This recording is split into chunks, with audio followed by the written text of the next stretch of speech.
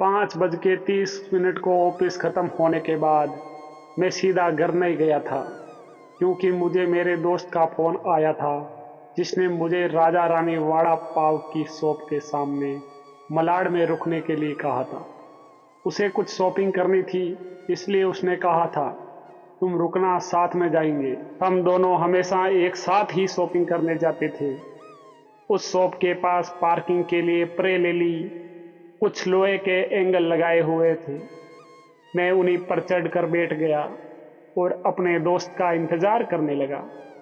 एक 70-72 साल का बुजुर्ग आदमी, आंखों पर मोटे कांच वाले चश्मे, मेले धोती और कुर्ता पहने मेरे पास आया, क्योंकि मैं लोहे के एंगल्स पर 3-4 फुट ऊंचाई पर बैठा था। उसने मेरे घुटनों को छुआ और बोला, बेटा, एक वड़ा पाव खरीद कर दे दोगे तो बहुत अच्छा होगा, बहुत ज़्यादा भूख लगी है। मैंने जब उस बूढ़े आदमी की तरफ देखा तो मुझे रोज़ाना दिख रहे भिखारियों में से नहीं लगे। उन्हें देखकर ऐसा भी नहीं लग रहा था कि वे हर दिन भीख मांगते होंगे। ऐसे अचानक किसी बुजुर्ग ने मेरे पैरों को हाथ लगाया तो मुझे बहुत अजीब महसूस हुआ। मैं तुरंत एंगल से कूदकर नीचे खड़ा हो गया। मैंने अपने जेब में हाथ डाला और 50 रुपये निकालकर उस बुजुर्ग को देते हुए कहा, अंकल, आपको भूख लगी है तो ये लीजिए 50 रुपये, कुछ खा लीजिए। बुजुर्ग ने कहा, नहीं बेटा, पैसे मत दो, बस एक वड़ा पाव ला कर दे दो, उतना बस है मेरे लिए। ठीक है, मैं ला कर देता हूँ, आप यहीं बैठिए। कहकर मैं राजा रानी वड़ा पाव की दुकान में गया और एक वड़ा पाव खरीद कर लाया और बुजुर्ग को खाने के लिए दिया। बुजुर्ग नीचे बैठकर वड़ा पाव खाने लगे। मेरी तरफ देखकर वे बोले, ऊपर मत बैठो, गिर जाओगे, यहाँ बैठो मेरे पास, कोई साथ बैठेगा तो मुझे भी 2 निवाले अच्छे से खाए जाएंगे। मैं उनका कहना टाल नहीं पाया और उनके साथ ही बैठ गया। फिर मैंने ऐसे ही उनसे सवाल करना शुरू किया, कहाँ से आए हैं, कहाँ जाएंगे, किससे मिलने आए हैं, वगैरह वगैरह।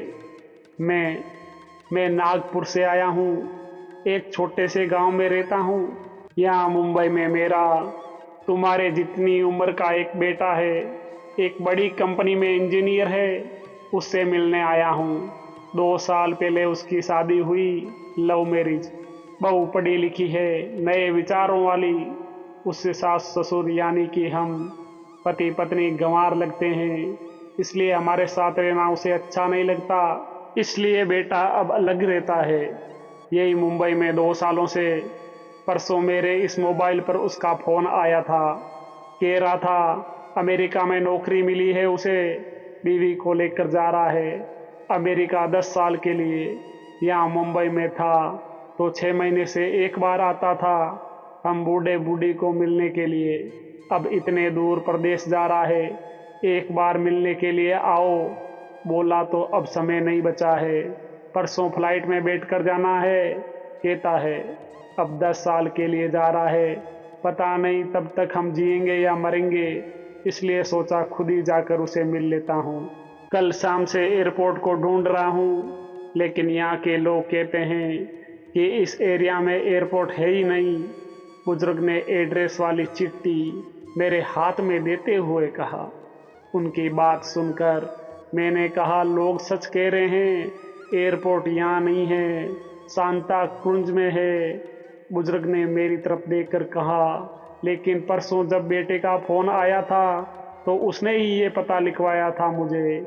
लगता है ये फ़ोन भी ख़राब हो गया है, फ़ोन ही नहीं आ रहा है बेटे का। मैंने बताया था उसको कि मैं उससे मिलने आ रहा हूँ मुंबई। कहते हुए बुजुर्ग ने मोबाइल मुझे देखने के लिए दिया। अब मेरे एक हाथ में चिट्ठी और एक हाथ में मोबाइल था। मैंने मोबाइल का बटन दबाकर देखे, मोबाइल अच्छे से चल रहा था और मोबाइल में नेटवर्क भी पूरी तरह से आ रहा था। मैंने उनसे पूछा, आपने नहीं लगा के देखा फ़ोन बेटे को? मुझे कहाँ लगाना आता है बेटा फ़ोन, कोई फ़ोन करता है तो उठा लेता हूँ बस, उन्होंने कहा। मैंने रिसीव कॉल में जाकर आखिरी आए नंबर पर कॉल किया 2 रिंग्स बजने के बाद कॉल कट कर दिया गया। फिर मैंने एड्रेस की चिट्ठी खोल कर देखी। उसमें जहाँ हम बैठे थे वहीं का एड्रेस था, यानी कि जानबूझकर गलत एड्रेस दिया गया था।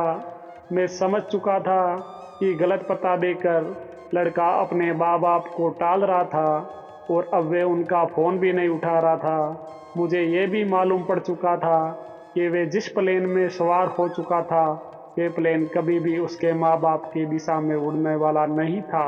तब तक मेरा दोस्त वहाँ आ गया और बोला, चलो शॉपिंग करने चलते हैं। मैंने उसे 2 मिनट रुकने के लिए कहा और मैं बुजुर्ग की तरफ देखकर सोच में पड़ गया।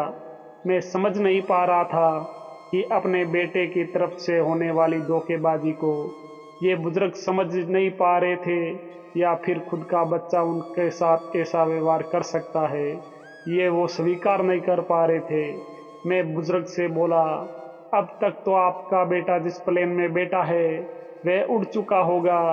मुझे नहीं लगता कि अब आपकी उससे मुलाकात हो पाएगी, इसलिए अच्छा यही होगा आप वापस अपने घर लौट जाएं और आंटी भी आपका इंतज़ार करती होगी। मेरी बात सुनते ही अगली ही क्षण उनकी आंखें भर आई। आंसू भरी आंखों से वे मेरी तरफ देखने लगे। घर जाने के लिए भाड़े के पैसे देते हुए मैंने उनके हाथों पर हाथ रखा और पूछा, अंकल, मैं कब से आपको हाथों में ये डब्बा देख रहा हूँ, क्या है इस डब्बे में? मोतीचूर के लड्डू हैं, मेरे बेटे के पसंद के, उसके माँ ने भेजे हैं, उसके लिए खुद बनाकर। बुजुर्ग ने कहा, किसी खंजर से मेरे दिल को चीर कर मेरे अंत करने को लहूलुहान कर दिया हो, ऐसी मेरी हालत हो गई। मैं निशब्द होकर बुजुर्ग की तरफ देखता रहा और वहीं बैठा रहा। ये भाई चलना, देर हो रही है। मेरे दोस्त की आवाज़ कानों में पड़ी तो मैं होश में आया और ऐसे ही उस भीड़ में उसके पीछे पीछे चलने लगा। घर पहुंचकर आधी रात तक मैं सो नहीं पाया। रे रे कर एक ही सवाल मेरे मन में उठ रहा था, एक वड़ा पाव की भीख मांगने वाला ये बेचारा आदमी भूख से बेहाल होने के बावजूद भी अपने साथ लाए उस मोतीचूर के लड्डुओं में से एक लड्डू खुद नहीं खा सकता था क्या? अपने बेटे से इतना प्यार।